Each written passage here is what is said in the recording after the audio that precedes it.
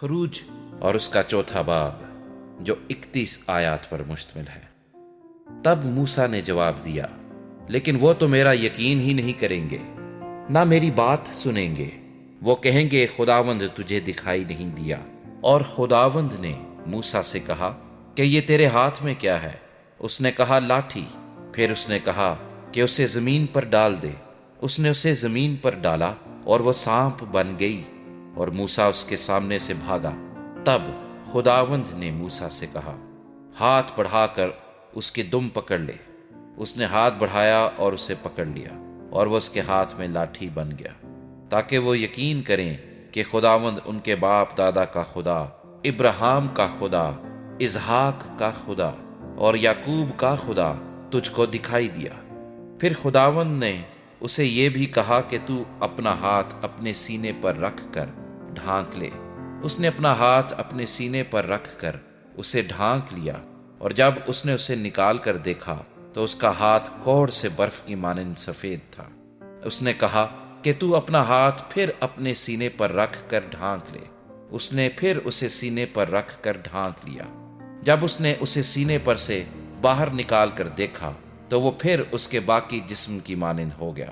اور یوں ہوگا کہ اگر وہ تیرا یقین نہ کریں اور پہلے معجزے کو بھی نہ مانیں تو وہ دوسرے معجزے کے سبب سے یقین کریں گے، اور اگر وہ ان دونوں معجزوں کے سبب سے بھی یقین نہ کریں اور تیری بات نہ سنیں تو دریا کا پانی لے کر خشک زمین پر چھڑک دینا، اور وہ پانی جو تو دریا سے لے گا خشک زمین پر خون ہو جائے گا۔ تب موسیٰ نے خداوند سے کہا، اے خداوند، میں فصیح نہیں، نہ تو پہلے ہی تھا اور نہ جب سے تو نے اپنے بندے سے کلام کیا، بلکہ رک رک کر بولتا ہوں اور میری زبان کند ہے۔ تب خداوند نے اس سے کہا کہ آدمی کا منہ کس نے بنایا ہے، اور کون گونگا یا بہرا یا بینا یا اندھا کرتا ہے؟ کیا میں ہی جو خداوند ہوں یہ نہیں کرتا؟ سو اب تو جا، اور میں تیری زبان کا ذمہ لیتا ہوں اور تجھے سکھاتا رہوں گا کہ تو کیا کیا کہے۔ تب اس نے کہا کہ اے خداوند، میں تیری منت کرتا ہوں کسی اور کے ہاتھ سے جسے تو چاہے یہ پیغام بھیج۔ تب خداوند کا قہر موسیٰ پر بھڑکا، اور اس نے کہا، کیا لاویوں میں سے ہارون تیرا بھائی نہیں ہے؟ میں جانتا ہوں کہ وہ فصیح ہے، اور وہ تیری ملاقات کو آ بھی رہا ہے، اور تجھے دیکھ کر دل میں خوش ہوگا۔ سو تو اسے سب کچھ بتانا اور یہ سب باتیں اسے سکھانا، اور میں تیری اور اس کی زبان کا ذمہ لیتا ہوں اور تم کو سکھاتا رہوں گا کہ تم کیا کیا کرو۔ اور وہ تیری طرف سے لوگوں سے باتیں کرے گا، اور وہ تیرا منہ بنے گا، اور تو اس کے لیے گویا خدا ہوگا۔ اور تو اس لاٹھی کو اپنے ہاتھ میں لیے جا اور اسی سے ان معجزوں کو دکھانا۔ تب موسیٰ لوٹ کر اپنے خسر یترو کے پاس گیا اور اسے کہا کہ مجھے ذرا اجازت دے کہ اپنے بھائیوں کے پاس جو مصر میں ہیں جاؤں اور دیکھوں کہ وہ اب تک جیتے ہیں کہ نہیں۔ یترو نے موسیٰ سے کہا، سلامت جا۔ اور خداوند نے مدیان میں موسیٰ سے کہا کہ مصر کو لوٹ جا، کیونکہ وہ سب جو تیری جان کے خواہاں تھے مر گئے۔ تب موسیٰ اپنی بیوی اور اپنے بیٹوں کو لے کر اور ان کو ایک گدھے پر چڑھا کر مصر کو لوٹا، اور موسیٰ نے خدا کی لاٹھی اپنے ہاتھ میں لے لی۔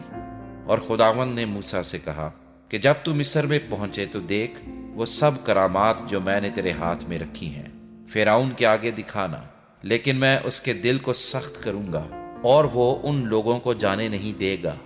اور تو فرعون سے کہنا کہ خداوند یوں فرماتا ہے کہ اسرائیل میرا بیٹا بلکہ میرا پہلوٹا ہے، اور میں تجھے کہہ چکا ہوں کہ میرے بیٹے کو جانے دے تاکہ وہ میری عبادت کرے، اور تو نے اب تک اسے جانے دینے سے انکار کیا ہے۔ سو دیکھ، میں تیرے بیٹے کو بلکہ تیرے پہلوٹے کو مار ڈالوں گا۔ اور راستے میں منزل پر خداوند اسے ملا اور چاہا کہ اسے مار ڈالے۔ تب صفورہ نے چکمک کا ایک پتھر لے کر اپنے بیٹے کی کھلڑی کاٹ ڈالی اور اسے موسیٰ کے پاؤں پر پھینک کر کہا، تو بے شک میرے لیے خونی دلہا ٹھہرا۔ تب اس نے اسے چھوڑ دیا، بس اس نے کہا کہ ختنہ کے سبب سے تو خونی دلہا ہے۔ اور خداوند نے ہارون سے کہا کہ بیابان میں جا کر موسیٰ سے ملاقات کر۔ وہ گیا اور خدا کے پہاڑ پر اس سے ملا اور اسے بوسہ دیا، اور موسیٰ نے ہارون کو بتایا کہ خدا نے کیا کیا باتیں کہہ کر اسے بھیجا۔ اور کون کون سے معجزے دکھانے کا اسے حکم دیا ہے۔ تب موسیٰ اور ہارون نے جا کر بنی اسرائیل کے سب بزرگوں کو ایک جگہ جمع کیا، اور ہارون نے سب باتیں جو خداوند نے موسیٰ سے کہی تھیں ان کو بتائیں، اور لوگوں کے سامنے معجزے کیے۔